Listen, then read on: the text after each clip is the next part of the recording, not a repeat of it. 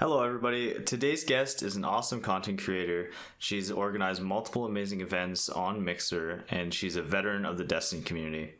She's a Mixer partner who recently moved to Twitch, and we got the opportunity to meet with her at GCX last year. We had a great conversation with this awesome individual. It's MagickUnicorn.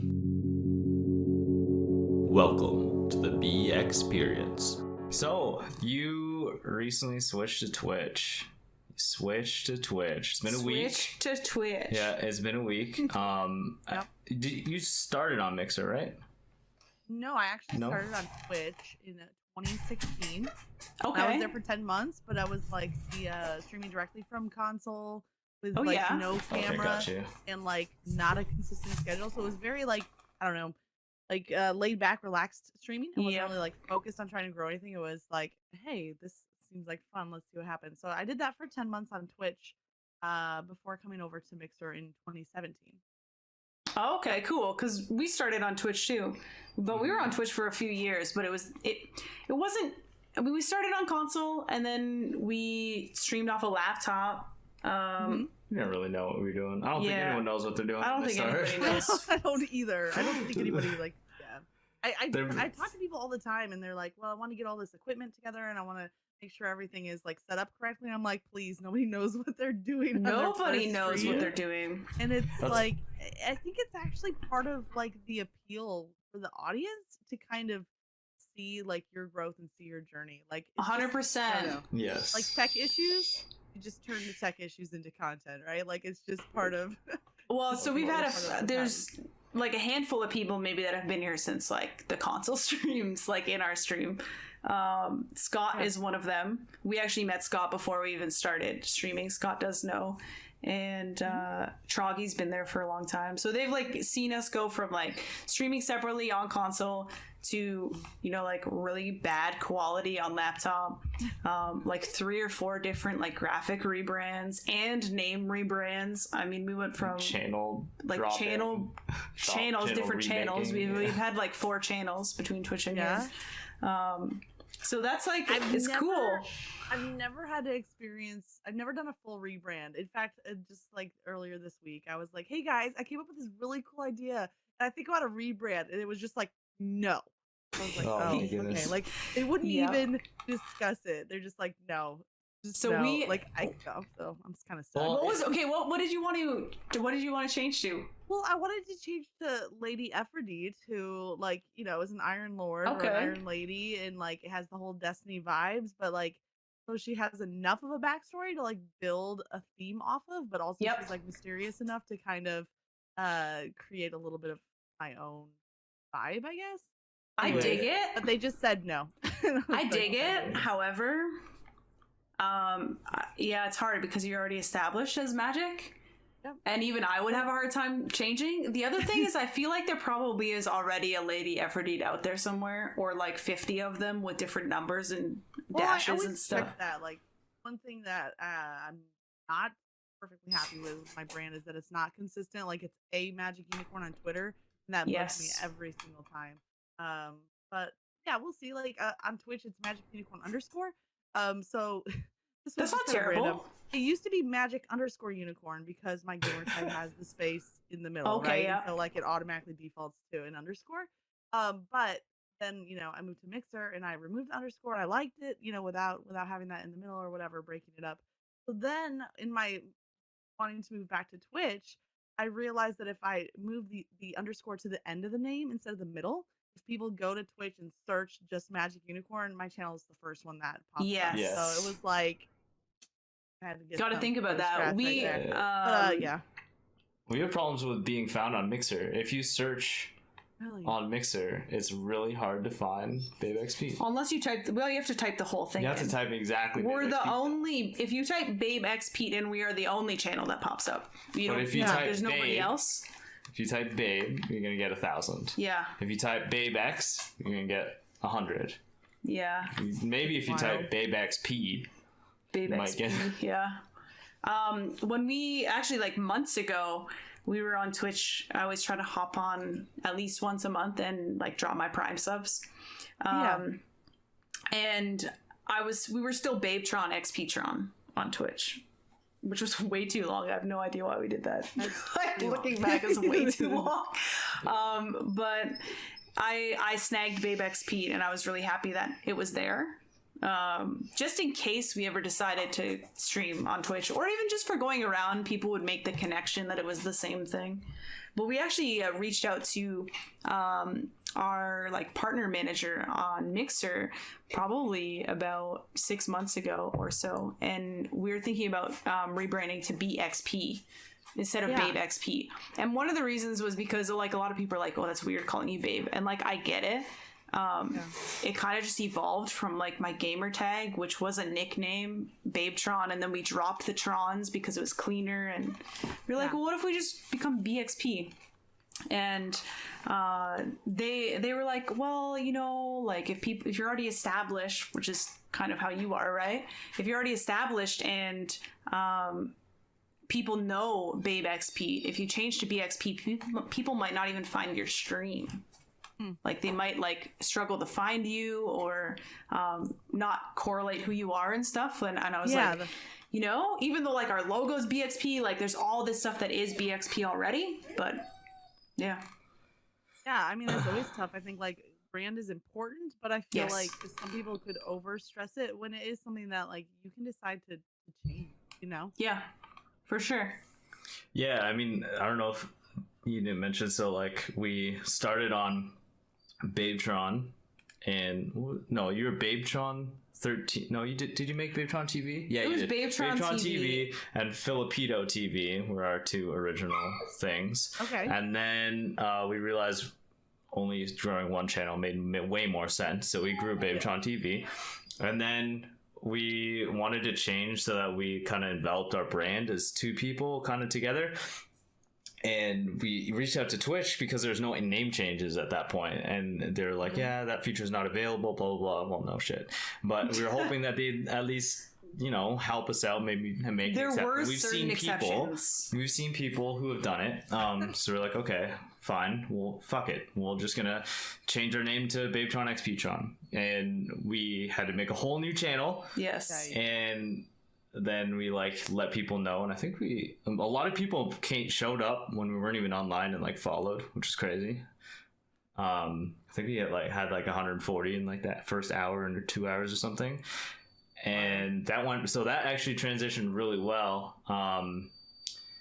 And then like 2 weeks later, it was like 2 or 3 weeks later, they announced name changes. Oh my gosh. Like it wasn't even a month, and we were like, are you fucking kidding me? Like you couldn't have just been like, we can't help you right now, but you know, like just stay put because like we might be able to help you soon. Like just something like to be like, oh, you know, like it definitely was just an automated message. Yeah. But then I mean we just took a break. Like life happened, which happens for a lot of people. We moved and stuff, and we just took a big break off Twitch, and then it kind of just was, when we came back, we were like, well, you know, a lot of people were swapping to Mixer at that time. I don't know, there was like a whole like bunch of people that went from Twitch to Mixer randomly, and we were like, wait, when was this? This would have been like just over 2 years ago. We started on Mixer. So it was March something. Yeah, 2018 March-ish. Gotcha. And there was like this big surge of people like jumping to Mixer, and we were like, oh, like I wonder what the hype's about. Why don't we try it? And that just went well. It just went really well. We never went back. Followers that day, and hit all the stuff like Up and Coming and Hype Zone and Front Page Feature and everything. Well, and that's those were all sorts of things that weren't available on Twitch at the time, right? Like non-partners never got on Front Page. Hype Zone wasn't a thing. Like there were all these things. Anyways, enough about us. We've been talking about us for like way too long.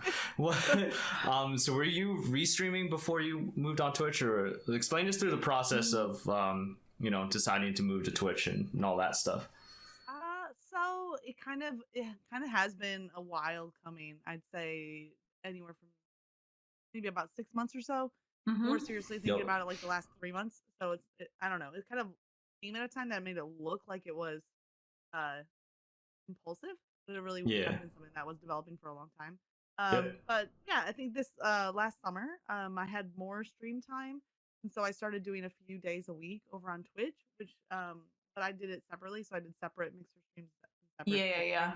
Just because that, like, I don't know, I just like it better that way. So I did like 2 streams a week over on Twitch, because I just figured out that was enough to hit like affiliate. Yeah. The cool thing was I actually hit affiliate last summer, but when I hit it was also right when I had to cut back my streaming time. And so then I could focus all my attention on Mixer. So it was kind of interesting because now with like my official switch over to Twitch, I kind of already had like that affiliate in place. Yeah. But it hadn't been like used yet. Like I hadn't had any subs. I hadn't announced it. I hadn't talked about it. I hadn't uploaded emotes, like nothing. But it was ready. So it kind of gave me like a little bit of a jump start with switching over, you know, being a partner on Mixer and having subs or having emotes. Like that's a cool thing. And so to be able to like just transfer that over in a way, I had to tweak it a lot. But it's kind of been a fun, like, you know, a chance to mix it up a little bit. But absolutely, having that's that awesome. Already in place made the transition feel like instead smoother, of for like, sure, switching over and then trying to build up for affiliate and then, you know, going from there. So so I think I think 3 months is really how long I've been talking about it seriously. I don't know, it's just a variety of reasons. I used to be a math teacher, so I really do look at numbers and like analytics and breaking it down. So I'm just trying to like kind of watch trends across streaming platforms. And the big thing was, I think the moment when I like made the decision, because there was like a lot of pros and cons on both sides, and like I took it really seriously, maybe too seriously. Like I kind of obsessed over the decision for a while. But the turning point for me was when I asked myself, what advice would I give to somebody else that was in my position? Because people are coming to you like, hey, where should I stream, or what game should I stream, or whatever. And for the longest time, I had been telling people, if you're playing anything out of the top 5 or maybe 10 games on Mixer, then I think that you're gonna have a better chance on Twitch. If you're just starting out 100%. Yeah, if you're just like starting out and stuff. So it's a little different, like being like more invested in a platform. But if I'm like looking long term, I just look at the directory for Destiny specifically and just see more opportunities. I had just kind of hit a point on Mixer where I felt like I personally had plateaued. And for me, starting fresh on Twitch was giving myself like personal goals to go after again, and like that feels really good. For sure. We've kind of felt the same way. Mixer's been fantastic. We don't have we have no plans on going anywhere else. Well, what I was going to say is I think something really cool that Mixer does is they don't hold you exclusive with a partnership. Yes. Because that allows you to actually explore other avenues and be a little bit more independent, which I think is really important, especially as a content creator today. Like, things are so fickle, things can change anytime, so you kind of got to adapt and be willing to adapt. If you're pigeonholed into a partnership, and you, for example, if you're on Twitch and you can't stream on Mixer, well, even when you can, but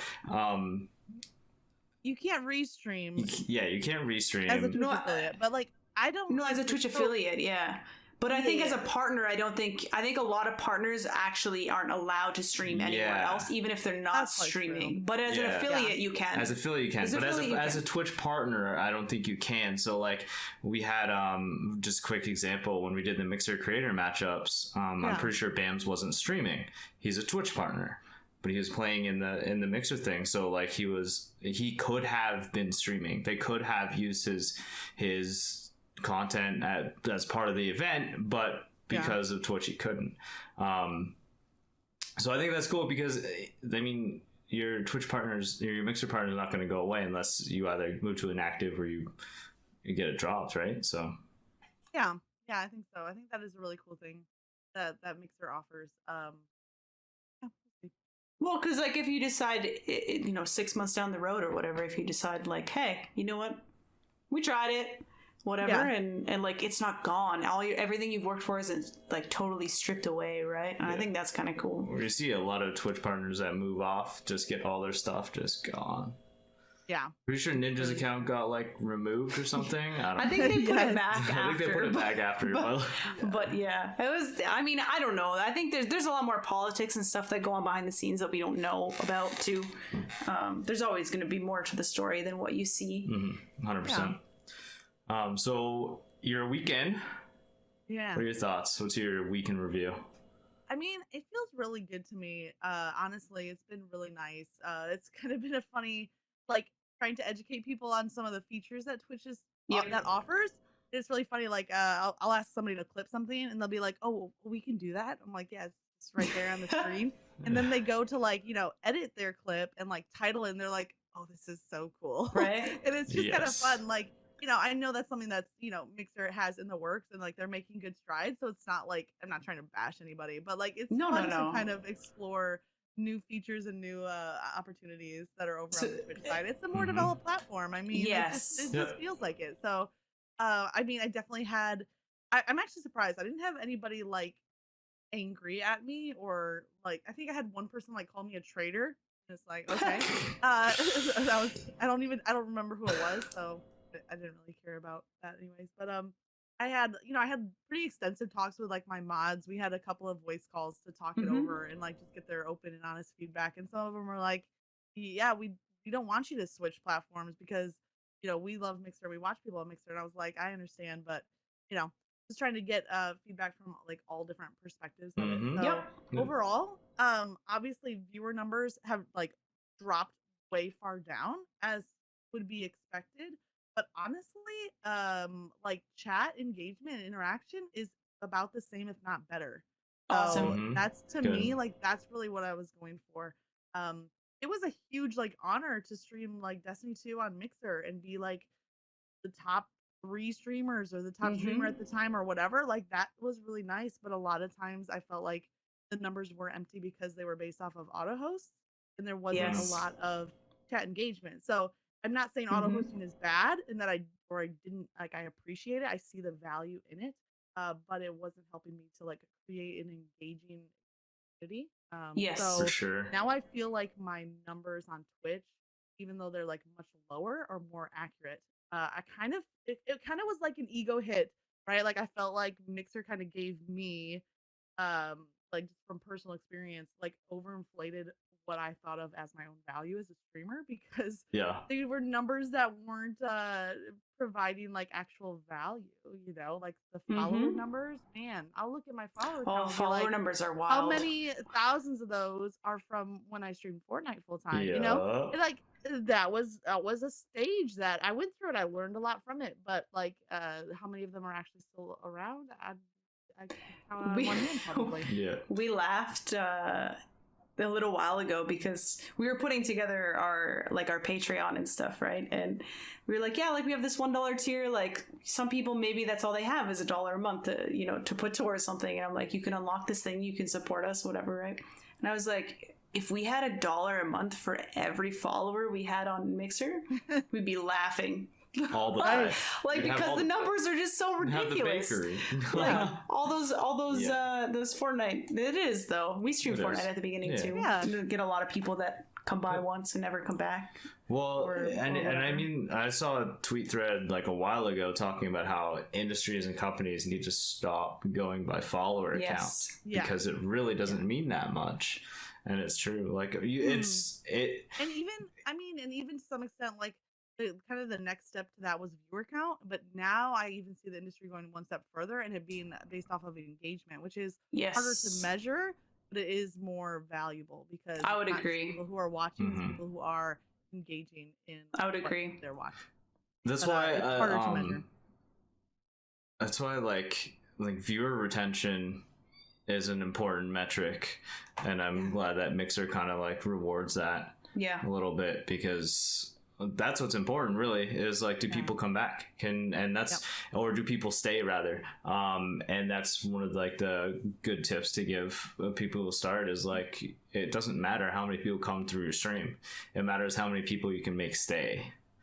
Right, like if they come back and like I listened to Ask Roman, right, and the podcast and stuff, and I just remember one note always like stands out to me. He's like, if you're just starting out streaming and one person comes by and says hi in your chat and that's your only viewer, like you be that person's best friend. Yes. And I was like, this is such good advice, whether you have 1 viewer or 1,000 viewers. It is just valuing the people that are there. Yes. And some people do just want to lurk. That's totally fine. It still is helpful. But it doesn't provide for like growth.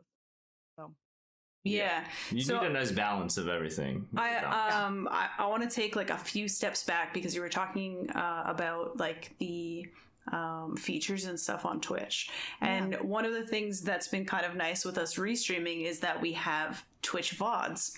And with the VODs, we're able to highlight and use all of these things that are on Twitch that are really convenient. To like clip things that we might have missed or pick up this or export that. Like all these things that aren't quite on Mixer yet, we're able to use that. And that's been really nice just to kind of have those tools at our fingertips. Mm-hmm. Yeah, I love it. The analytics and stuff that are available. Yep. Like one thing, I don't know if anyone like who is listening to this is maybe streaming on Mixer, but one thing is now that Stream Elements is integrated with Mixer can be really useful because they can actually like email you at the end of your stream and kind of give you some stream. Cool. I've been getting those emails really helpful for Twitch. Yeah, like there, I got it for Mixer and now I get it for Twitch like the same, so it kind of transferred over. So it's nice to like compare the two sides. But the one stat line that I'm paying attention to currently is like unique chatters for this stream. Because I have a certain number of people talking that like I'll be done with the stream, I'll be like, that felt like a good stream, like there was good interaction, and it's almost always tied to that number. I mean, you could have one person talking with you the whole time, which is awesome, but how many like variety of people are interacting with? So, definitely. Good one.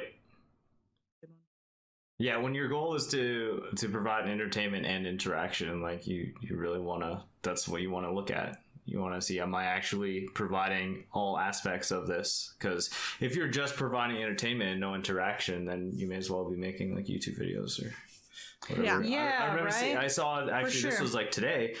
Someone was like, would you rather have someone who's really, really good at the game but never talks to chat, or someone who's okay at the game and tries to talk to chat, or someone who's really bad at the game but is like has the best interaction ever? And almost everyone exclusively was option 2 and 3. Oh yeah. Well, so we were the other day when Destiny was down, actually, we were like, oh well, what are we gonna do? And we like took the opportunity to go try Apex, in which we hadn't played in a long time. And one of the reasons that we stopped playing Apex wasn't because we weren't enjoying the game. I love the game, but it's that you have to listen very carefully to things, and you have to pay attention to like everything that's going on. And if you look away at chat for 1 second, you're dead. I mean, I used to just stream Apex for a while. Yes. And for a long time it was Apex and a little bit of Destiny, and then it became a lot of Destiny, a little bit of Apex, and then it became pretty much all Destiny. But like the kind of that transition became like, I'm not as good of a streamer when I'm playing Apex. Like that's just facts. Like I'll watch those VODs and stuff, and I get so like engrossed in the game that I'm not providing the same level of like interaction. For sure. You have to, right? Like as far as BRs go, Fortnite is the easiest to stream for us, hands down. Well, just build, bro. Just build. I used to do it all the time. And when we used to play, it was the same thing. You'd run around, you get shot at while you're talking to chat, you hear it, circle, build, done, and then you can. Okay, 1 second, guys, and then like do whatever. But with Apex, you get shot at. Oh, you better be like, you're probably dead. If you were looking at chat, you're probably dead. And if you're not dead, well, you are now because you didn't mean to get in that fight, but you did because you walked this way instead of that way because you're watching chat, right? So well, and that's what I had somebody on social media ask me what we thought about Apex, because I was like, we hadn't played in a while. Like we tried out Apex and Fortnite again. It was pretty fun, and I was like, honestly. I was like, the game is great. I have no idea what's going on anymore. I don't know the map. Like, I don't even know what guns are good. Which we would learn if we played, but... Yeah, I was like, but... like, when I'm trying to create content and live stream, like, I want to hang out with people. And I was like, that's what we're all about. And I don't feel like I can with Apex. And I just don't think it's worth it. If we were, like, the best at the game, and that's what we wanted to be... Maybe. But it's like Pete said, like if you're gonna not pay attention to anything, you might as well just make YouTube videos or do something where you're not interacting. You don't have that opportunity. So Yeah, But it's definitely a different like perspective. So I think a lot of that has driven like where I'm headed with my content, and then even like what platform that I want to stream on. So it's all about like finding out like where your best fit is, right? Like understanding your own strengths and weaknesses, and capitalizing on those strengths, and then finding out what your goals are based off of those strengths and what's going to be the best opportunity, whether it is game choice or platform choice. So I don't know. The whole advice like play what you want, I think is good at, as far as like basic advice, but most people want to dig a little bit deeper if they're curious about growing their channel. There's a whole nother layer to consider. There is. And like honestly, like watching back over your own content and like when am I enjoying watching my own VOD, as painful as it can be at times, right? Like being able to give yourself harsh criticism, but also like soften it. Like it's okay if you laugh at your own stupid jokes rewatching like your VOD. Like that's a good thing. Find out like what you did that was good, as well as like critiquing. So yes, I'm sure. I know, like, I mean, it's always weird, especially when you're younger, like hearing your own voice back. I'm so used to it. The first few times you hear it, right? And then, but if it becomes part of your routine, it's not that bad. It was the same thing when we first watched ourselves streaming. It was like, oh, this is kind of weird. I was watching myself like say things and play this game, but then it's like you said, like it's when you start watching yourself and be like, that was really funny. Like, oh, yo, this is really fun to watch, and you like keep watching. For me, then it's usually like when I like fall off the side of the map, or like random song lyrics. Like it's rarely like, oh wow, what a great play. It's usually me just making a fool of myself and like having a good time. Yeah, for sure. Well, that's the thing is no one makes great plays all the time. Yeah, exactly. I do have a clip, however, from last week's Fight Club Friday. Oh yeah, right? Friday Night Fight Club. I totally mixed Fight Club Friday, FCF. Okay.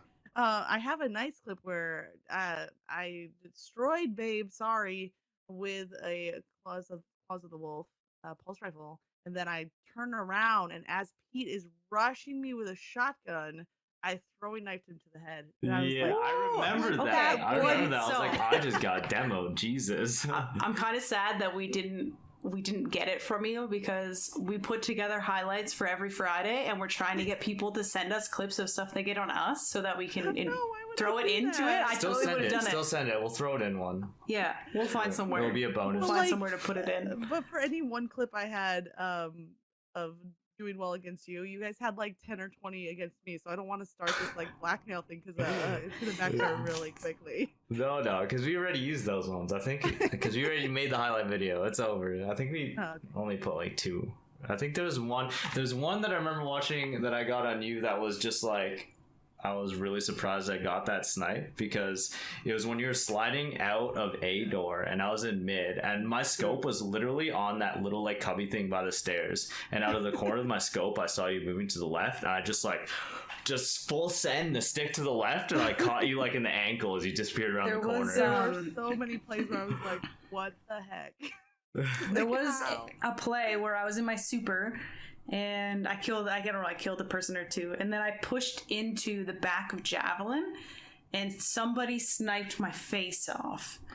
I think it was against your team, Magick, and I left that in there when I put it in the thing, because I was like, that was a great snipe. Like I blinked in there or something, and like just gone, absolutely destroyed. Yeah, but Fight Club Friday's been super fun. Thank you for being involved in that, because that was super fun. We did it. Had a good time.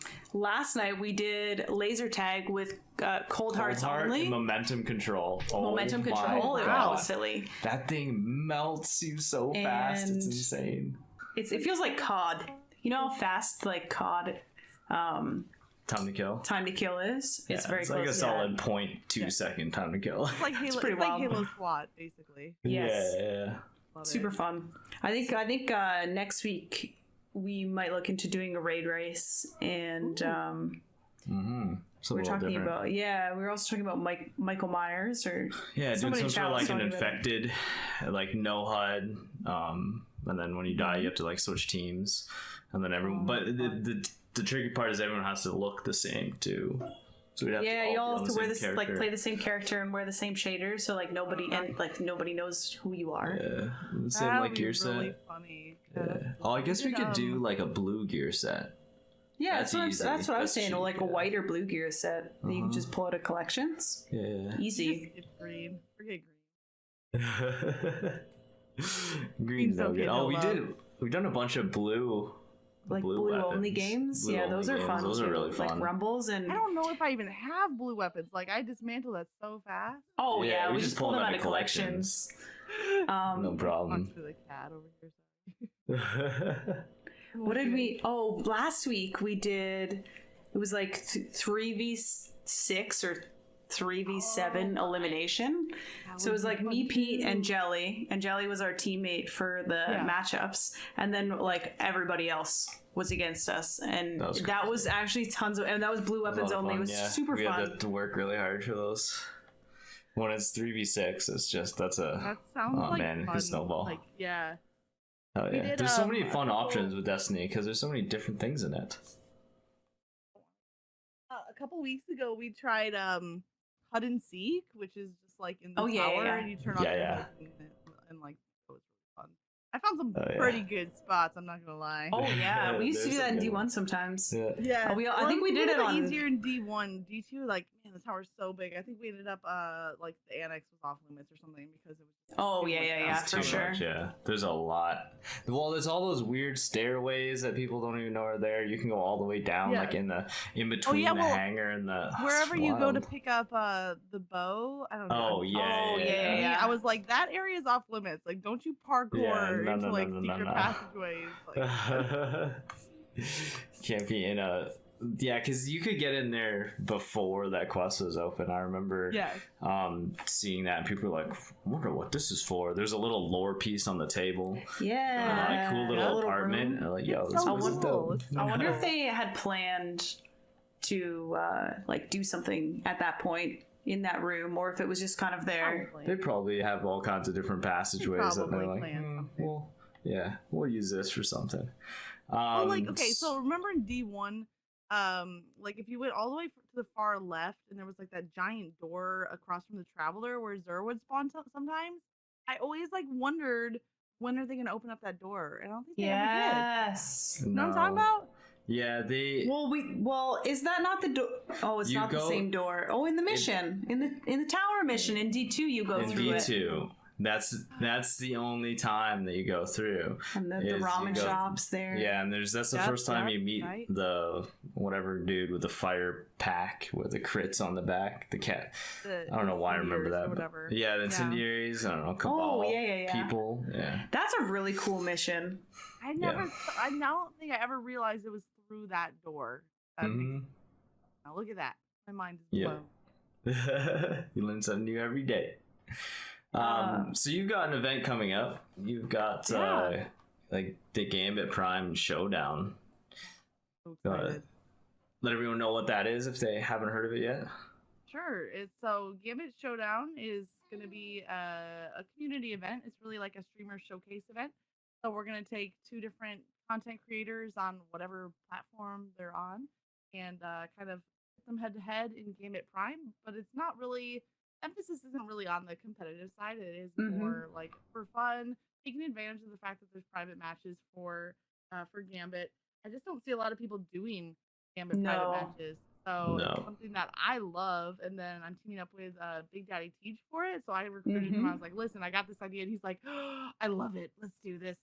He actually made the logo, like the graphic for it. Awesome. Yeah, nice. But both of us are just like, we love Gambit and don't see a lot of people putting together events that surround it, so there's just like a lot of opportunities. I always like to do kind of shows or productions that are somewhat competitive, but also like balanced out with some flavor. Know about maybe some of these content creators that are less known, for sure. Giving them like a platform. So we're gonna do interviews in between some of the rounds. I think we're gonna do a best out of 5 in Gambit Prime with a mixture of maps and enemies, and then in between some of the rounds we're going to interview the two content creators, talk about their channels, where they stream, what they love about Destiny, maybe their background in streaming or whatever, and that's pretty much the show. Siege and I That's will really be cool. doing like shoutcasting during the matches. Mm-hmm. So in a way, it will be kind of explaining Gambit Prime and some of the strategies involved.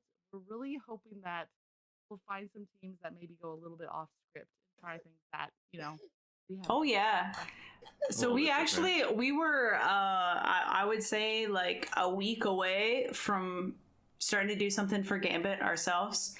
Because we hadn't seen anybody really step up and be like, we were like, like we'll get, we'll do the league and we'll do the PvP stuff, and we were like waiting for someone to jump on Gambit, and like no one had yet, and we actually said like it was like a day or two before I saw you guys announce that you were going to be doing that. I think I legit in said, chat, I was like in stream, we were like, you know what, we haven't seen anybody do a Gambit tournament. Like we'll put one together after the league. That's what we said. We'll put one together after the league. That's and then like the next day we saw this Gambit Prime Showdown and we were like, they're doing it. Awesome, they're doing it. Like, cool, look at that. They're doing something for it's Gambit. It's not a tournament. So if you guys still want to do a Gambit tournament or a league, like there's all kinds of open space. Oh yeah. It's not to say that we won't, but it was just cool. It was literally like, it was funny how we were just like, yeah, someone's gonna do this thing. Fine, we'll do it. And then, but like, you guys look at do it, it. like, how come nobody's doing anything for Gambit? Gambit's such a unique mode for like any video game. It is. Like, why are people not capitalizing on that? And I had expected Tej to be the one to jump on that because I know I know how much he loves Gambit. So I was actually just very surprised that I hadn't seen Tej say anything about putting anything together, and it was like literally the next day. Well, especially because like we kind of made a point every time we talked about Fight Club Friday to be like, guys, it can be whatever you want. It can be fun. It can be silly. It can be Gambit. You know what I mean? And that's why I want to make a point to do a raid race next week to like show people it can be something different. Yeah, that's gonna be really cool. I did shoutcast a couple of raid races. Like end of D1 and beginning of D2. They're pretty fun. We did. I don't even remember the first one. I feel like it had Crota involved, and I don't remember why we chose Crota. Like, it's so short. Maybe that's why. Maybe that's why. I think it was like head-to-head matchups in Crota, and it was like a bracket of 8 teams or something. That's hilarious. I've never seen anything like that before. Like a tournament. I did tournament. Leviathan. We did Leviathan raid race, and that one was just like all the teams. I don't think it was a bracket format. I think it was just all the teams ran, and the best team ever won. Best team or best times are. And then we did the second. Excuse me. The second raid in Destiny 2 is Eater of Worlds. Eater of Worlds. Yeah, we did that. That one's really short. I like that one. So that was. I'm really excited to see what you guys come up with. I thought it was really fun. It's like chance to kind of see like the strategies. Some are very much like, okay, there's one right way to do this. Yes. But sometimes there is like customization with the raids, which is cool to highlight that. I remember watching D1 strike races. Red Bull sponsored a competition. Oh, that's right. Strike races, and I was watching them like showcasted or whatever, and I was like, "This is really interesting." It's just a bunch of Titans skating through things really fast. Like that was what it came down to. Is like how fast could you Titan skate and make up time? Because if you didn't, like you're not. That's it. It would be neat to see something with the dungeons actually. That'd be kind of like cool. dungeon speed runs or something. Doing Shattered Throne today, helping people get Wishender. Oh, that's right. Let me just say, I freaking hate Shattered Throne. Like, me too. I love we were just talking Destiny. about this today. I hate Shattered Throne. And like, I had 2 people after today's stream was over, like, "Oh, when are you gonna help me with Wishender?" I was like, "Never. I'm never doing this again ever. This is over." But like specifically the Wishender quest, it's not just Shattered Throne. Shattered Throne has grown on me as I've learned it better, which is good. So I kind of like it. Kind of made myself learn it and enjoy it. But the Wishender quest specifically, when you have to have the arc charges and deposit the orbs and stuff. Yes. The second coin to be cleansed is so finicky that only one time have I ever had it where we did a clean run all the way through. We've had so many complications where we had to restart or go back to an old spawn or whatever. And just, oh my gosh, I'm so frustrated.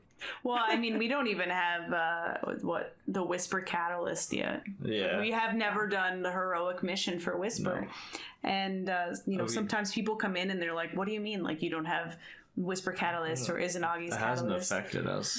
And I'm like, well, I don't know. I don't need it to do raids. No, it's not necessary. We kill bosses anyways. Bosses, like, we're gonna die. I don't like jumping puzzles. It's not my thing. No, then I don't have it yet. Okay. Yeah, that's the thing. Is it really good in PvP? Okay, we'll do it. But yeah. But like, yeah, a lot of people like just assumes that every streamer is gonna collect every weapon. It's like, you realize how much there is to do in this game. Or that every streamer is going to help you get whatever you want. That's the thing. That's a lot more common. They're like, help me with the Whisper Cat. Can you help me run the story? That's the one I like the most. You realize how long the story is, right? Okay, let me just clear my entire stream, and we'll start from scratch. I've done it 3 times already, plus a few times for friends, but we'll do it for you, no problem. Or I swear, there was one time where a kid came in, and I'm pretty sure they literally just typed Thorn Strike. We're like, I remember that. What about it? It's like, help me, Thorn. We're doing something. We're not gonna just drop what we're doing to help you with the Thorn Nightfall. Well, here's the thing. It's different.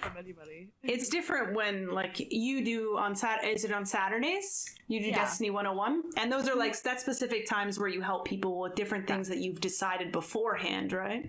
And you advertise that. Like, that's kind of how I've shifted it to deciding beforehand, right? Which has helped. Like, so today, I let people know for like a week. Hey, if you need Wish Ender on Xbox, Saturdays when I'm going to help people or whatever. And like, we only did 3 today, but like, I still feel pretty good about that. That's great though.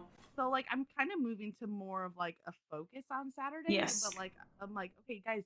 So like today when we were doing Wish Ender, I was like, guys, tell me what you need help with so I can plan for next week. What do you need help with? The week before that, we did like Reckoning stuff and taught this player how to do Reckoning and a little bit of Gambit Prime, stuff like that.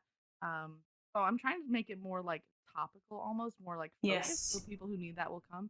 But also it is kind of open to help them try. But having it be like Destiny only has been, or sorry, Saturdays only. Yeah, that was even having it be like Saturdays only has really helped, because then I don't feel like this sense of guilt that I'm not helping people all the time. Yes. Like if I want to just go. And like lately I'm working on my Reckoner title. If I want to just go and grind out Gambit Prime for 3 hours, like I can do that. And people come in, hey, can you help me with this? And I'll be like, hey, Saturdays when we help people out with stuff.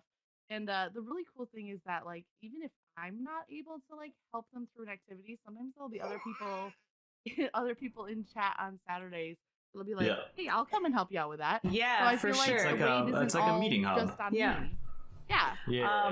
Actually, that's kind of an interesting way to transition into something that I wanted to talk to you about, which is like content, like content direction and content planning, because that's something that I feel like we've kind of like gotten into a routine of doing, is finding like it's like the same thing. Like we usually do comp help on Monday nights and Saturday, and then we've got Fight Club Friday on Friday, and we do the League on Wednesday. And I'm finding that having a little bit more of like a structured schedule helps with having days where we just kind of do what we want, because it's like you have this balance. And that's something that I've noticed that you've done with your content as well. So I kind of just talk about.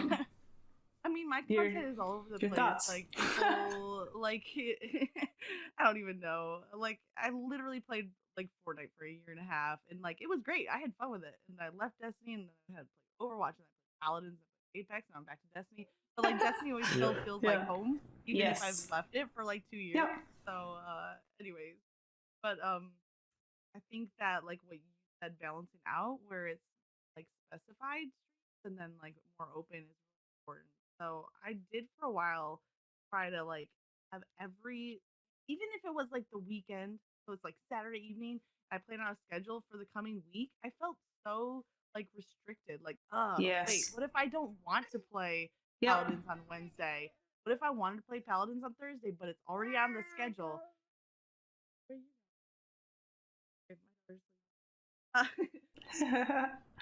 But like even having like a weekly schedule, like for me was really restrictive. But I'm a very like spontaneous person.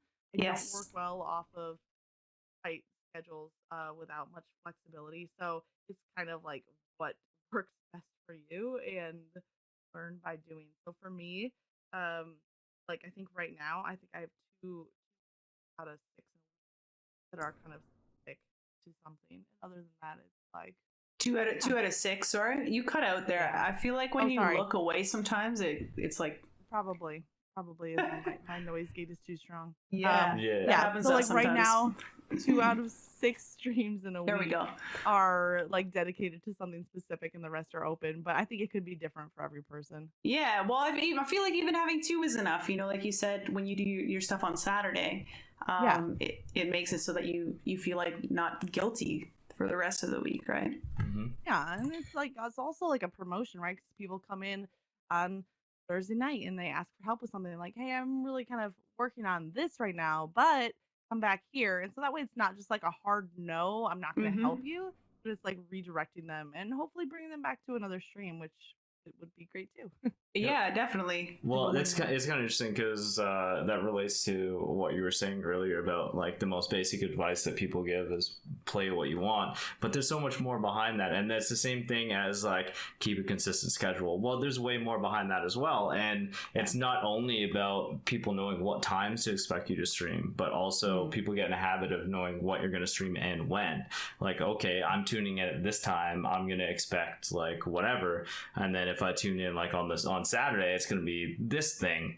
Because like it or not, people thrive on habit, and that's just how we work with routines. Like the sun goes up and down, and we live off that. You know what I mean? So yeah, we used to do a lot less of a structured weekly schedule. And I mean, the times were consistent whether we showed up on time or not. But it was more kind of just do what we felt like at the time, and it was for the same reason. I was like, what if I wake up this day and I'm supposed to be doing this, but I don't feel like it? But I feel like now I think I know the things I like doing, and we just incorporate those into the things that we do that week. Yep. And then really, worst comes to worst, if you're not feeling what you're doing, like no, you just don't do it. Yeah. Do something else. I didn't feel like it today. Sorry, guys. Yeah. We'll do it tomorrow. Schedule. Yeah. Schedule. Put the schedule. And then, what's funny because so we post our schedule. Babe writes it out every week. Posted an announcement on Discord, and like, well, you know, we can just go in there and edit that schedule. Like, I'll edit the schedule graph and be like, I no, did say this that. week Like, too, because I forgot that tomorrow was the Super Bowl. Yeah. And like, I totally went over my head. You were streaming on Sunday. Is it on the schedule? Yeah. Did you look at the schedule? Like as they're talking to you, you change it. Yeah. Exactly. No, it doesn't say that. You're lying. You better look again. I don't believe you. Actually, it's such a balance between like. So it's so funny because like consistency is so important. Yes. But like I've literally changed my stream schedule like 3 times in the last 6 months. And like I brought it up on stream the other day, and I was like, guys, I think consistency is so important, but I have a 2-year-old and a 1-year-old, and like, that's more important. In 2019, I lost like my 2 go-to babysitters that were watching the kids and stuff, and so you know, I ended up switching to all evenings and not doing any days except for Saturday because I stay home and take care of the kids full time now, and that's like a shift. So I'm like, someday we'll have a consistent schedule.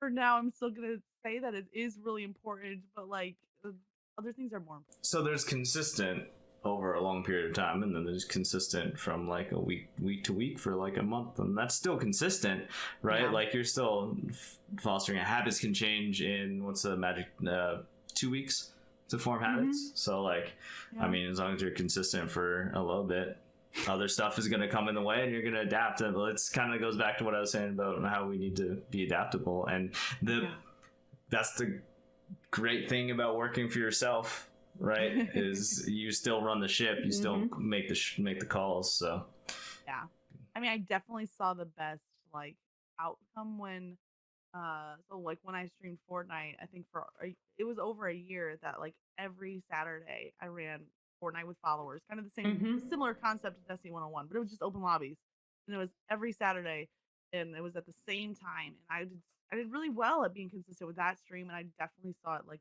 grow and pay off. But yeah, sometimes it's just not realistic, but I think as much as possible, building up something that can be relied upon Definitely.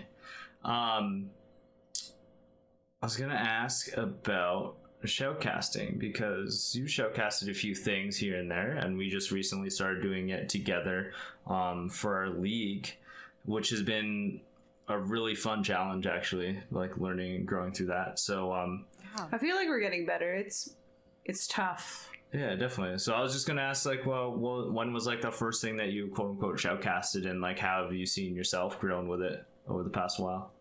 Wow.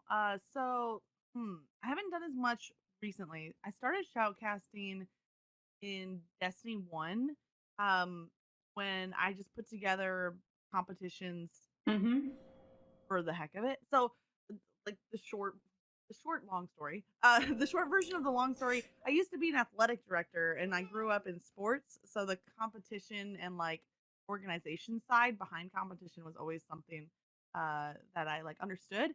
So especially with being an athletic director, like I ran, live tournaments and like everything that entails. So the idea of transitioning that over into like the esports space, even at a casual level, I always thought was just really interesting. Like I like casual competitions in video games, and I had kind of the organization skills from my real life job at the time. So that's cool. I think I just kind of tried it like just for the heck of it, and it was like really fun, and like I was really bad. Like it was really bad.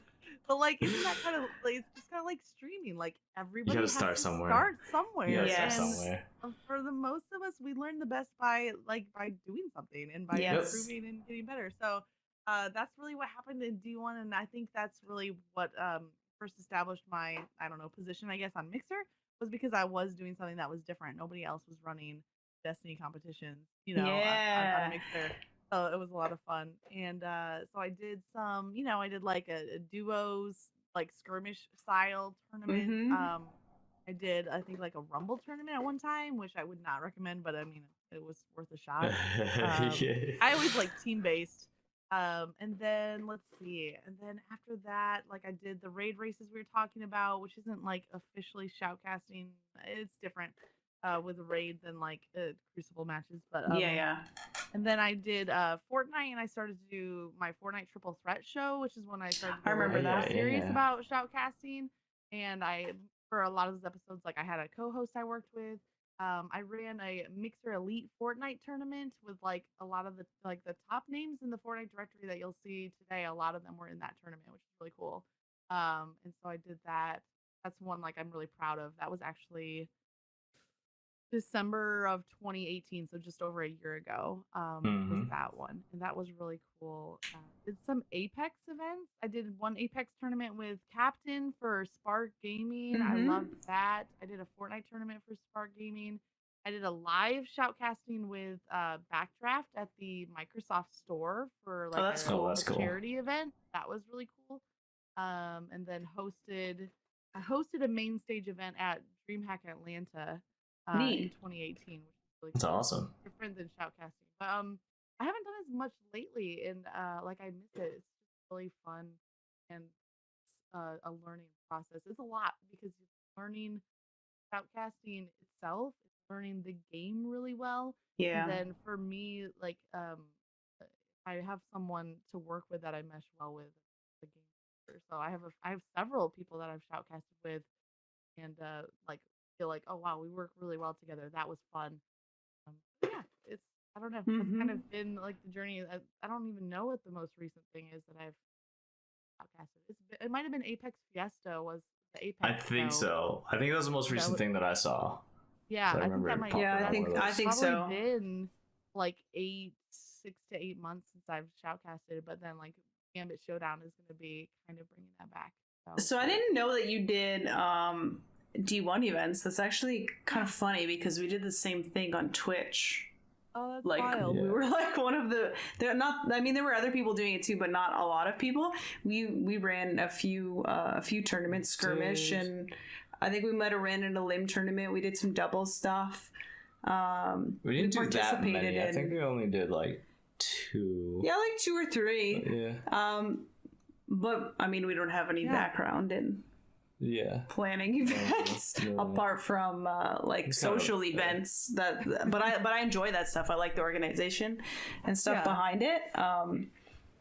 But I think going into like this whole league thing, we shoutcasting is something that like Pete's always enjoyed. Like that was something that you were a little bit more involved with in.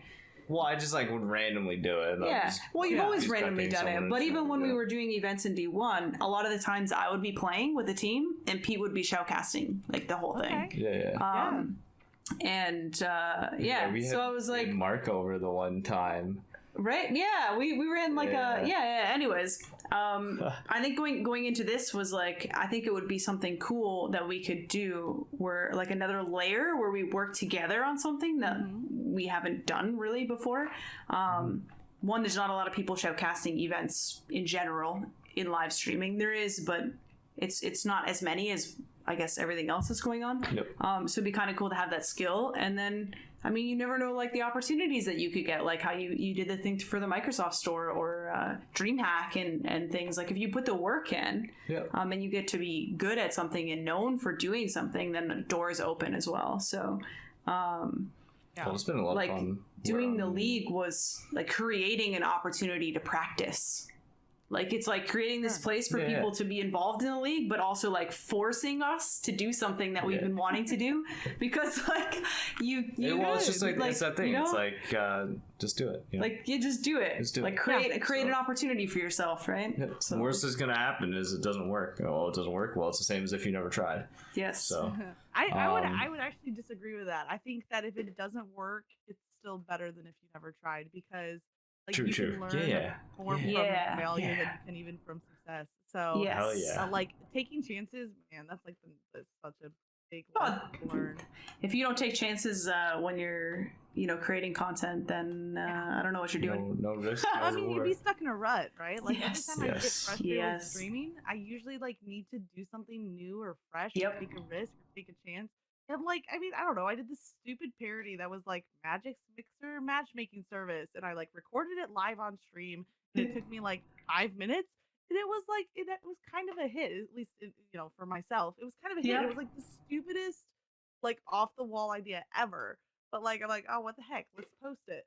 And so it's kind of like one of those things that like be willing to fail is an important skill. And there's some ideas I had that were like, okay, that did not work, and I'm never doing that again. But it's like I still like think there was value in learning what didn't work as much as what does.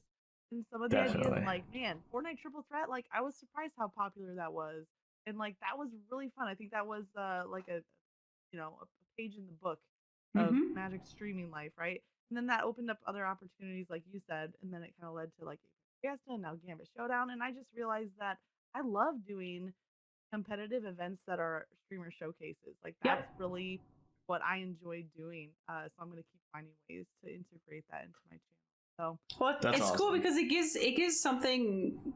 It gives people a chance to get excited about something too.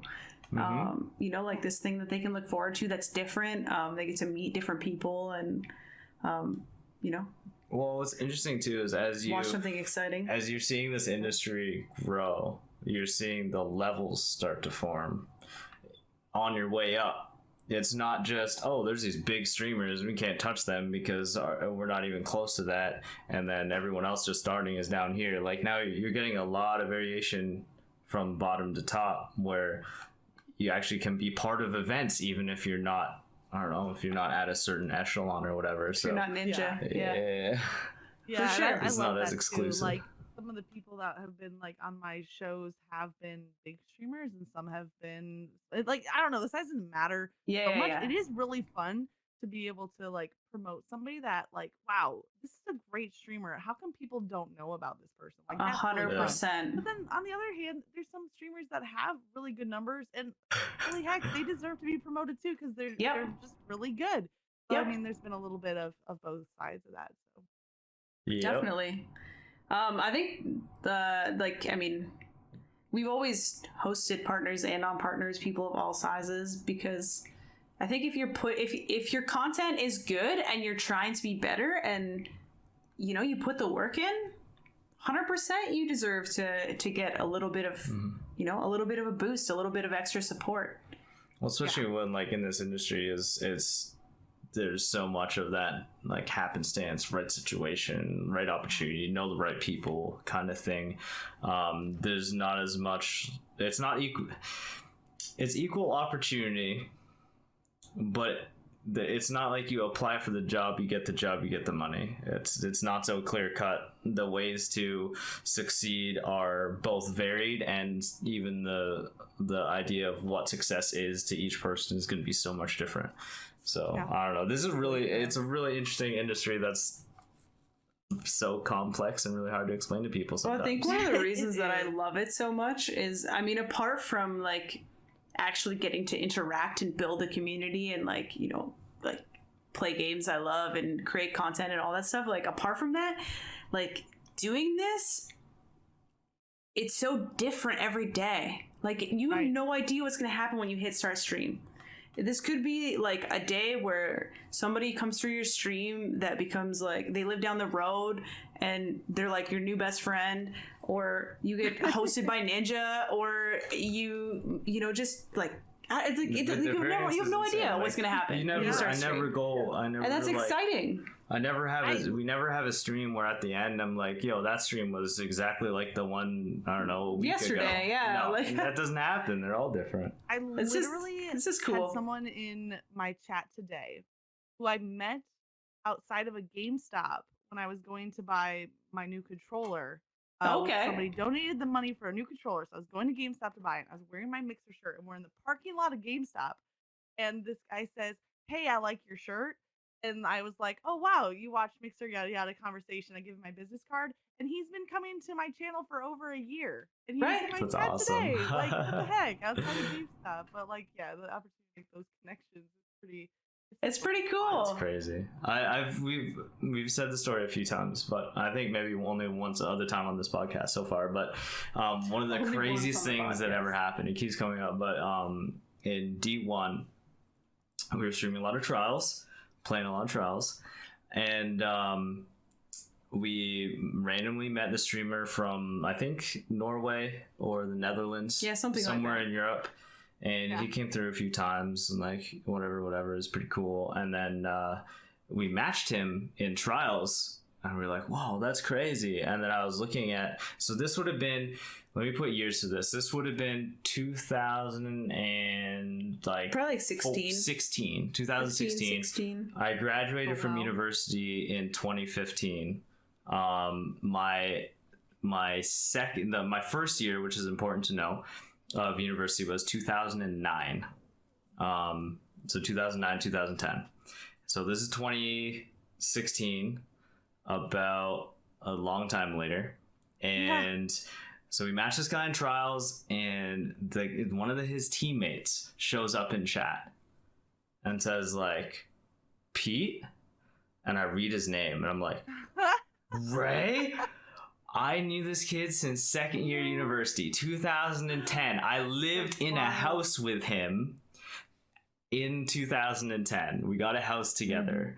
Years later, he dropped out, did something else with his career. He's playing trials with a random streamer on Twitch and finds our chat that we randomly met. And then we matched them. Like, it's just such a crazy chain of events.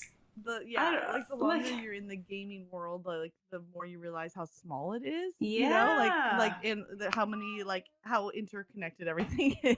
Really wild. It's pretty crazy. Once you start to meet more and more people, like even some of the people that we have in our league, know some of the people that we knew from D1 back in. Yeah, or they're in the same clan, or they played with them, or whatever. It's pretty. I mean, it's large, but it's small. Yeah. Well, I think that's something pretty unique to Destiny, is there's a lot of people that are just there. We're going to be playing Destiny till Destiny ceases to exist. You know what I mean? It's just not, regardless of whether we take a break or come back, like we're still always going to have. Well, I think it's kind of that thing where you said like Destiny always feels like home. Like no matter how many breaks people take, they like tend to be gravitated back towards it. And it just feels right again. And then maybe it's only right for a little bit and they get bored or whatever. Yeah. I actually wanted to ask you, what's coming out this year that you're kind of looking forward to like picking up and playing? game wise, or Trials of Osiris in Destiny 2, Yes. or Trials of Saint Whatever. 14, or Trials of whatever. Trials in Destiny 2 is what I'm looking forward to in 2020. And yes, that's like pretty much the only thing. That's pretty much it. Well, like, I don't know. I'm such an average gamer. Like, this is not me like putting myself down. I'm such an average gamer that, like, if I want to be above average, I need to focus on one game. On one thing. Do you like story games? I don't think I've really seen you play. Not so much. Played some. I don't know. I don't know. Yeah. I like. No, I was just wondering because I don't think I've ever seen you play, but I mean, I didn't play them for the longest time. Multiplayer stuff. Yeah. I like playing stuff with people. Yeah, that's fair. I have a harder time doing solo streams. I'll do them every once in a while, but the majority of the time I'll be playing with people. That's fair. That's very fair. I think the first game that I like really enjoyed playing by myself was Zelda Breath of the Wild. Oh yes, I saw you just like. Yeah. Oh man, it was awesome. There's a lot of content in that game. There was, yeah. And I'd wait. That was one of those things where I'd wake up and the schedule would say Destiny, whatever, and I'd be like, "Yeah, we're playing Zelda today." I'd be like, "I just want to play Zelda." And Pete would come home and I'd be playing, and he'd be like, "All right, we're gonna swap to Destiny," and I'd be like, and I just sit "But there, one more shrine, hang Pete." out with chat and watch. I'd play a little bit, but that game was that game was fun. I think there is a sequel coming out this year. I think it's this year, and that's one that I'm very excited for. Yeah. And we've been playing a little bit of Temtem. The thing with Temtem that's really cool, if you guys don't know what it is, it's basically like it's kind of like Pokemon, but it's on PC right now. It's going to be coming to console later. I think it's going to be cross-platform, too. I think it might be cross-platform later, I'm not sure. But the whole game was made to be played multiplayer. So the campaign and everything, Pete and I can play together, and all the battles are... like dual battles. So like I'll have 3, like you have a team of 6, but like 3 Temtem are from my team and 3 are from Pete's, and they work. They're all double battles. They work really cool together because like certain elements will like and moves will boost like your teammates and stuff. It's really neat. Yeah. Well, they added a lot of mechanics to kind of support that gameplay, which is really cool. And like the whole story you can just co-op and join, and while it's really cool, some of it's kind of annoying because if your person you're playing with gets in a battle or goes through a door, you instantly get teleported to them. So you could be like a lot of times I'll go to pick up an item off the ground because I'm late and Babe found it before and I go to pick it up, and she's in the battle, and I get teleported halfway across the map to where I'm like, I don't have to run all the way back. But it's still early access, so they might change some of that stuff. I'm not sure, but that's been kind of a nice switch up. I think because we play a lot of PvP in Destiny, when we do like PvE stuff, like we did the Corridors of Time thing. It was like last week or the week before, or whenever that was, and that was like super chill because 100% of our attention can pretty much go to chat versus like kind of having to pay attention to what's going on in PvP and comp help and stuff. So I don't know. I like streams where I don't really have to pay attention to the game that much, mixed in with like fast-paced, high action like stuff too. I like nice mix. Well, I think Destiny is definitely unique in the fact that the PvP, I want to say, is probably the easiest to stream out of any other PvP game, except for maybe like turn-based games or Fortnite. I would say almost comes second as far as how easy it is, because with Destiny, you have this radar that's up all the time. If you want to, you can just like tuck in a corner and just keep an eye on your radar, or you can run blind, like especially if you played enough, like when you spawn into something like survival or in the future Elim, you can just run out of spawn almost blind because you know where the other team you're like, oh, I'm spawning A, okay, I need to like run forward a little bit, jump to the right a little bit. We've played so much of it that like we pretty much know all of the maps like inside and out, and I don't even need to look at like where I am to know where I am and where you're gonna spawn and where the other team, like you just play enough of it. It's like you said, if you want to be good at something, a lot of the time investing more time in that thing is how you do it. And like the unique thing about Destiny has such a variety of content, you know, like sometimes I really will focus on PvP, But then like it's so funny because like to me, playing casually and like not really paying attention is like when Iron Banner comes out because like I don't know, like it's like what the heck. I can't take Iron Banner seriously. It's so hard to Don't really take it seriously anymore. No. It's like off having fun. But then sometimes like last night we were doing the comp grind and it was getting pretty sweaty. I'll be honest because I'm at like 5,000 trying to get to 5,500. And so it was getting intense. Big and then I don't know, things. and then like obviously the Gambit thing, and I was doing a ton of Reckoning, which was a little bit more of like a solo activity. I don't know. There's like just a good mix of stuff. Definitely. Well, back jumping. You just reminded me of Gambit. Jumping back to that Gambit thing, I'm excited to see some Gambit showcasting because we were talking about this the other night because I've kind of been watching a little bit of the score on YouTube, and they do like League of Legends, Dota, esports, CSGO, that kind of thing, and highlights of whatever, and just watching how they showcast it. And I'm like, man, these games are so much different than an arena shooter because you have those moments, you have those strategic moments, the team play moments, the way they can spectate in CSGO is so much better than anything we have in Destiny. And it's S&D, so it's a lot more pressure on small things. Yeah, like every death counts. Yeah, so we found with the League, something we were having problems with is the skill gap is so large sometimes that you'll have sweeps for the whole series. It'll be so I think that's going to be something 3-0, and it'll be like a big disparity between the scores. Yeah, and it's hard to get excited about a game when a team's getting stomped, right? Like it's hard to make those hype moments when it's not close. When the games are close, like we saw last week, it's really fun. really fun. I think something we learned this time around was we made 2 divisions, and we split it up the best way that we knew how, which was like average team KD. Yeah. So like pretty much anything over a certain went to one division, and anything under went to another one. But what I didn't realize was like in like 0.1, 0.2 of an average KD, like there's a big skill gap between that. A lot more than I think you kind of realize. Yeah, you think that because this team average is like a 1.3 and this one's a 1.2 that you're gonna have a pretty close game, but it's not always the case. It very vastly depends on individual skill and teamwork. There's so much more to it. So much more to it. So I think next because we want everybody to have fun too, really. Like the closer the games are and the less sweeps there are, the more fun it's going to be for everybody, people watching, us shoutcasting, and people playing. So I think next season we might try to get 3 divisions in instead. So what I was going to point out was that I'm interested to see the Gambit shoutcasting because I feel like there's more opportunities for those like hype little moments. It could be something like, especially the invades come every certain amount of time.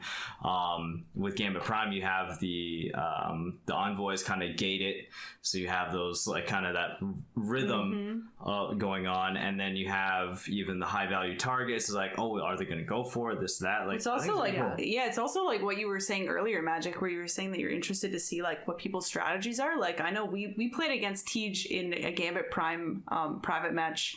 Oh yeah, I don't know, a while back. Tej, 100% Tej, and did we? We did. It was after I don't know. It was like 1 or 2. Anyways, they just kept putting out. Do you not remember? They just kept putting out small blockers, and everything was immune. Like we couldn't kill anything. Yes. Like and I was like, man, that's a crazy strat. Like, so I'm just excited to see that kind of stuff. Gambit isn't established enough that there's like, okay, so like. PvP Crucible, there's like the obvious metas, right? Yeah. But I think Gambit has a little bit more room to be explored because, I mean, honestly, it's just not as popular. So I don't think there's as much of an established meta when it comes to like subclasses or weapon choices or strategies. Like what you said, like I want to see a team drop like 4 giant blockers. Like that's awesome. Run 4 full collector sets and just here you go.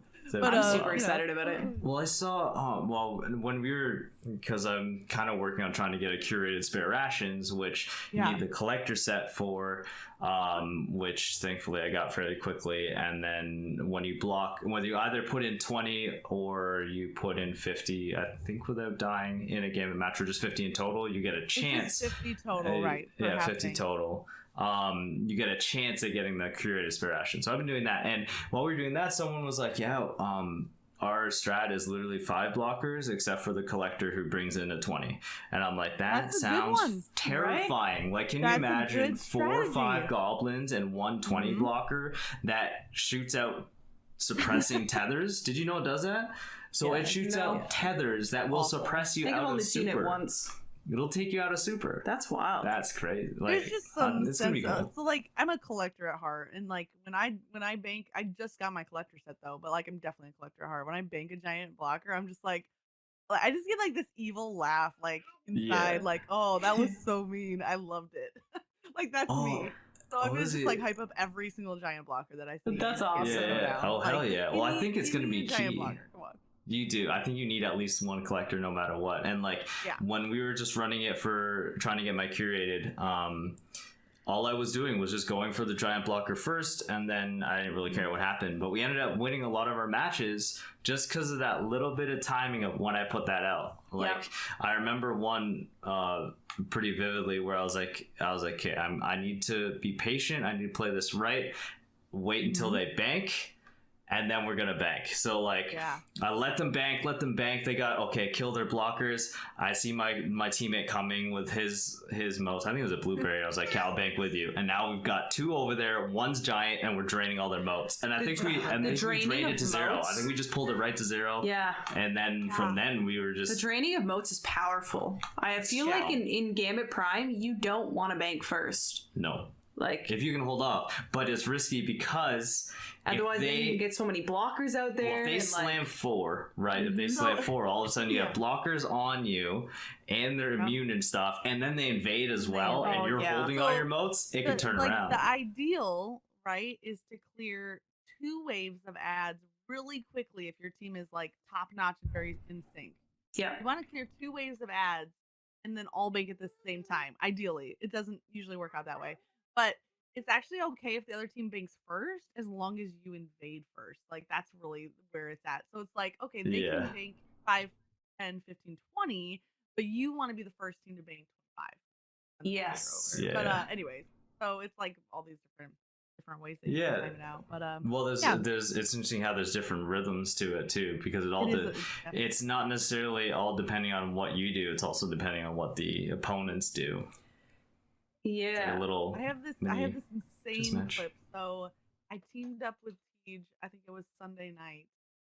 We actually ended up, for the first time ever, I had a full team where we had all 4 sets of full armor. So we had the Reaper, Sentry, Invader, Collector. That's crazy. All their different roles, which was wild. And like, I'm like, oh my gosh, this is so sweaty. But it was really fun. And so we did that, and we actually had 1 game. So our Primeval was at 2/3 health. The other team's Primeval was at like less than a quarter health, so a huge deficit, like of damage. So this one, I was Collector and Tej was Invader, which is like ideal. So Tej goes and invades, and they're at a sliver of health, and we're on damage phase.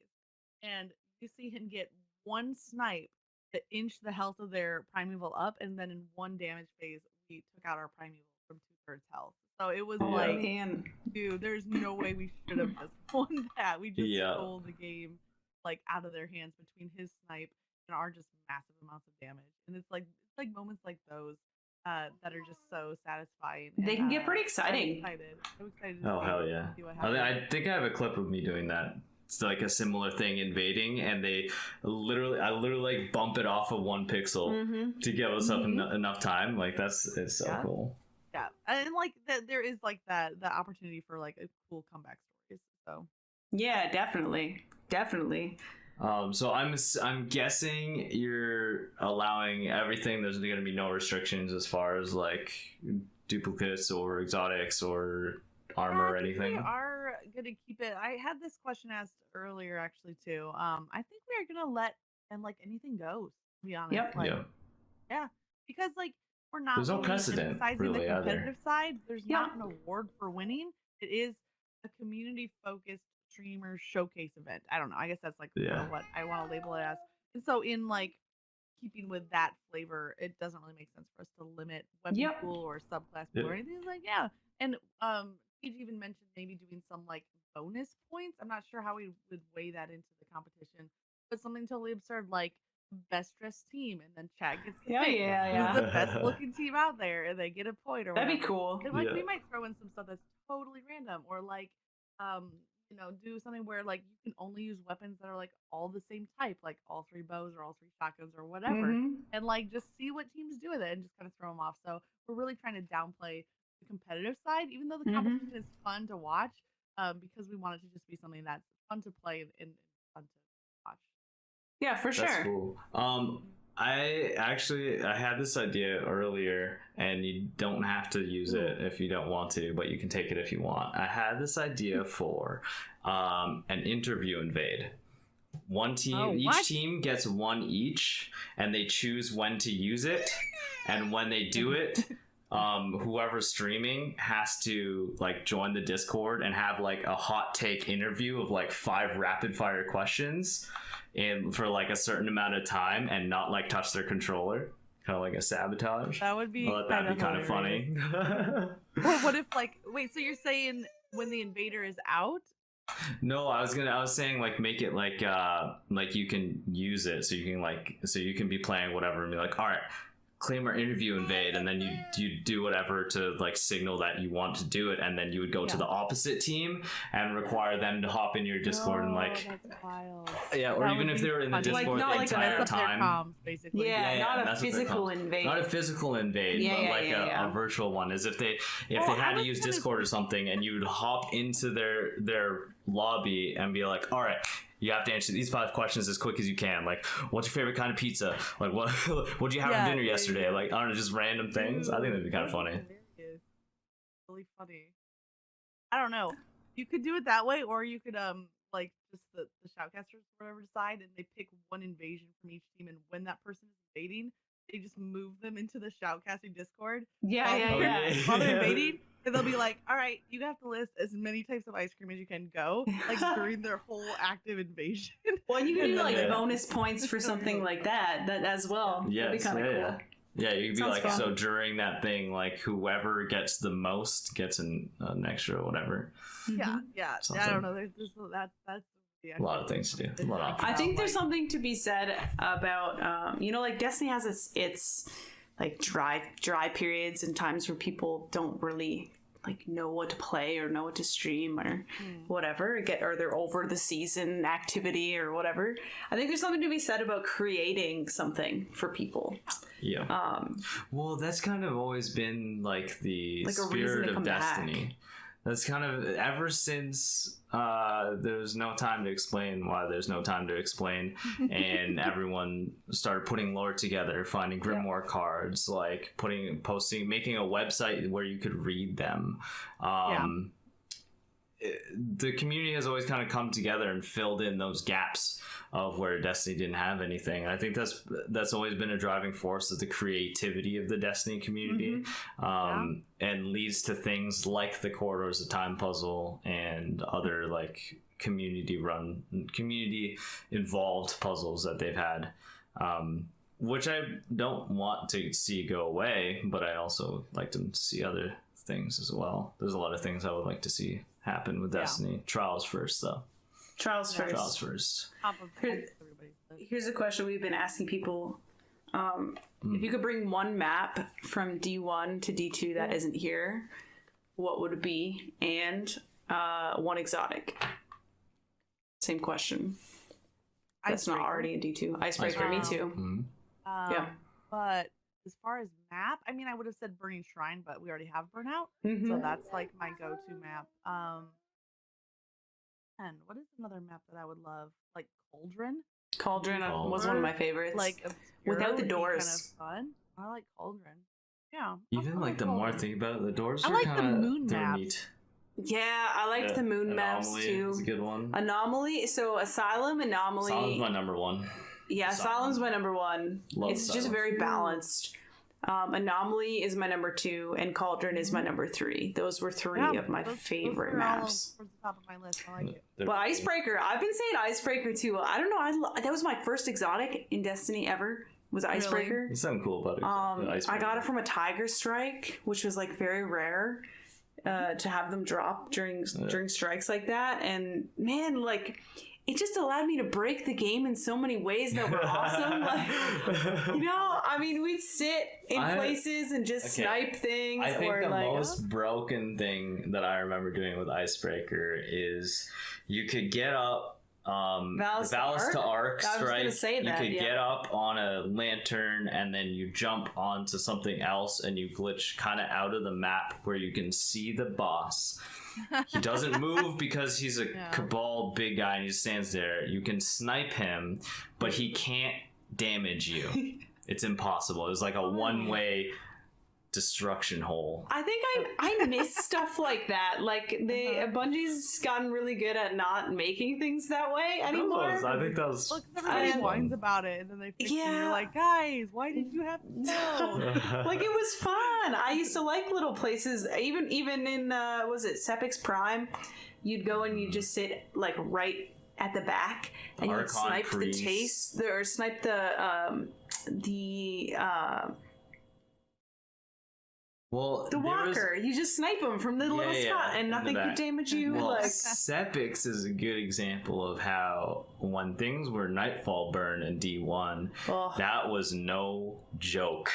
You would get stuck. There's not a lot of cover in that boss room. Would get stuck in that back corner room, and you were screwed. So, like, you had to snipe through the door onto Sepix if he was there. Like, there was no choice. Things kept respawning. Everything one-shotted you.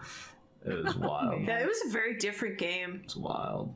I mean, I think, I say all the time, I think Destiny 2 PvE, like where we are right now, is some of the best that we've ever had. There's just so many different things to do, of different difficulties. Good quality of things, too. Yeah, good quality. Like, really good job. I think they've done a fantastic job with that. I mean, PvE is way better than it was when Destiny 2 dropped as well. I think we could see a lot of improvements there. I could talk about that for an entire, 4 hours, but, you know, I mean, we've come a long way from double primaries. Yeah.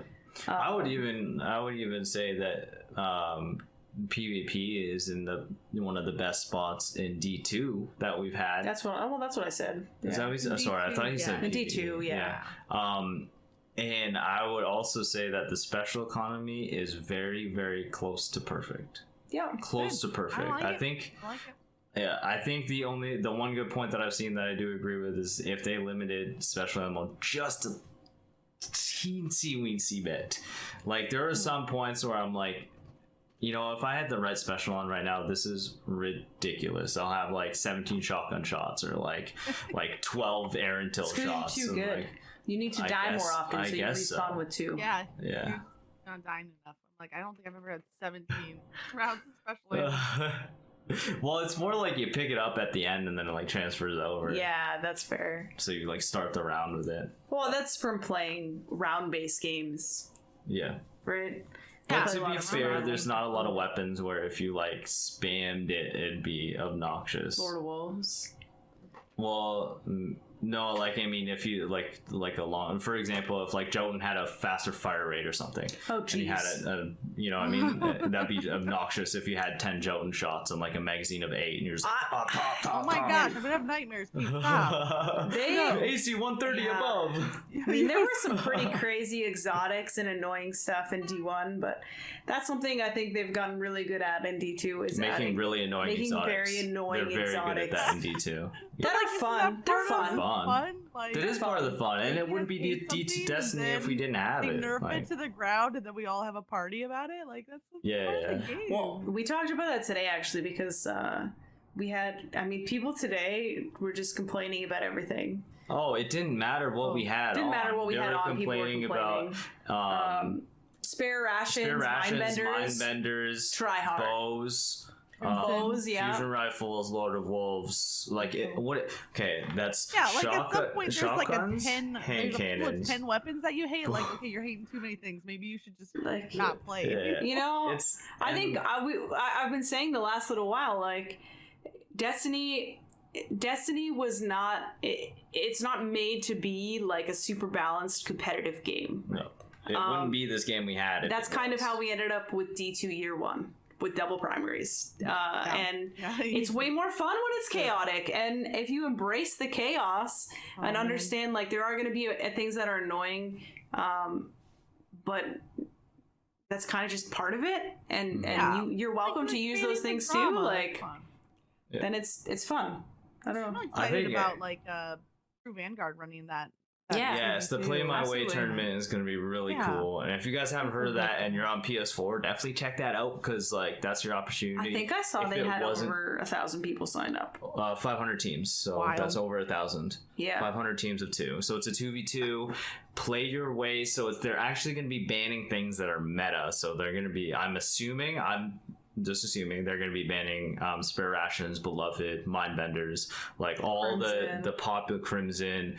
I don't know what else, but I think it's going to be really like. It's going to be interesting to see really cool. Non-meta Destiny. If it was on Xbox, 100% we'd be in there, but it's PS4 only, so. But maybe like if it goes well, I think like. Yeah, definitely. So I think I saw that he said like PC next, but we'll see. Yeah. Well, I mean, we're going. We're going Xbox. We're going Xbox to PC probably for the next league. Yeah. I was actually trying to think of like what was the most annoying exotic in D1, exotic weapon. In D1? Shifted, right? It shifted a lot. Different meta. There was the meta that was all last word thorn meta, right? Like 2 tabs. It always shifted off of that. I don't know. Vex Mythoclast, Soros. I always hate Russian shotgunners. So like Matador, if you have like a finder on a Matador, Universal Remote.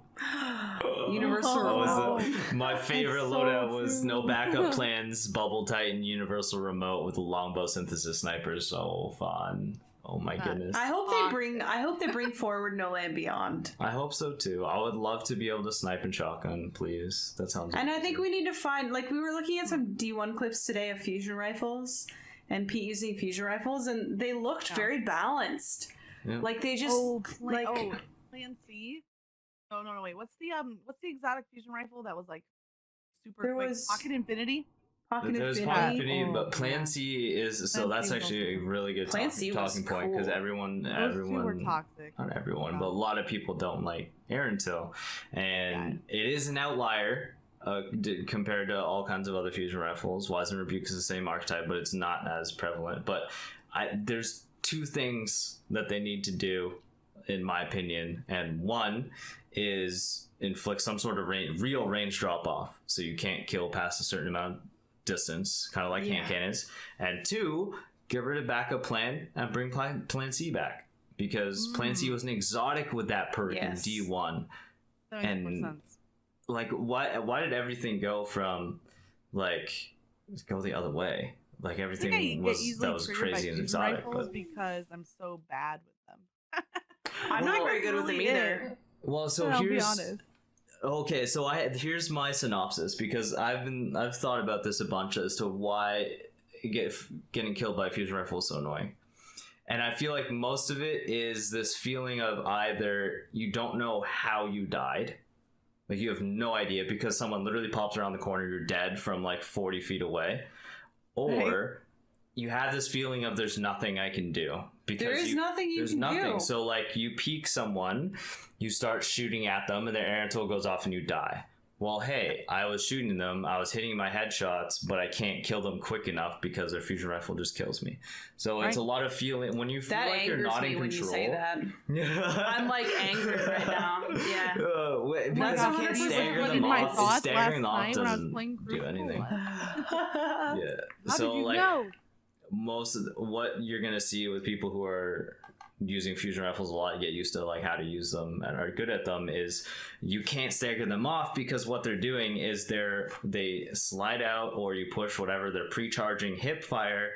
When they decide to shoot, the ADS pull down the stick, so like there's that little fraction of a second you can't really stagger them off. So you can try, but you can try strafing, but usually it doesn't work. So I think it's literally just the main problem is a lot of the times you feel helpless, and feeling like you're helpless or not in control is one of the feelings, as in human nature, we do not like at all, even regardless of what instance it is. especially with like work. If you feel like you're not at I remember reading an article or hearing about something of happiness at work, and it's usually always tied to how much control you have at your job. Because when you go in and you feel like you have no control, people are unhappy, you're just being told what to do and you don't have no say. But you give people a little more responsibility, a little more control to task how they want, they're going to be a lot more happy. 100%. Yeah. Like thinking back on jobs I've had, 100%. Yeah. Anyways, we've kept you for a very long time. We could talk about things for so long. Yeah. Yeah. 100%. Is there anything else you wanted to ask, Magick? I thought there was something, but no, I think that's pretty much it. Is there anything you wanted to ask us or talk to us about? Magick? I'm thinking not really. Cool. That's not to put you on the spot. I'm just making sure we don't cut you off. Sure. Yeah. No, it's all good. I was gonna look back at the list that you said. Like you sent me a list, like, hey, this is what I think we're gonna talk about. I was like, okay. Yeah. Oh, actually, here, before we go, let me see if anyone replied and they did. I don't think they did, but we asked if anyone had any questions, but no one replied, so that's cool. That was very short notice. I did it today, like hours ago. So where can people find you? Yeah, drop your socials and links and all that jazz. Twitch.tv/MagickUnicorn_. So it's Magick spelled with a CK, MAGICK unicorn. Okay, let's do that one more time because your noise gate cut you out. Oh no! I'll have there you to go. shout out my name. Okay, on Twitch I am MagickUnicorn, spelled MAGICK unicorn. So there's an extra K at the end of Magic on that one. Okay. And then Twitter also has a MagickUnicorn. I don't know. Instagram's just MagickUnicorn. The branding is killing me, but yeah, pretty much anywhere if you search MagickUnicorn and you spell it incorrectly, you'll find me on most platforms. Yeah, the magic is in the CK. Exactly. Exactly. Thanks for listening, everyone. If you want more of us, you can find everything BXP at BxPerience.com, including links to all of our socials, YouTube, merch, and our discount codes for Into the AM clothing and Advanced GG energy drinks. Our main focus is our live stream at mixer.com/BabeXPete, where we live stream video games and foster an amazing community. Peace.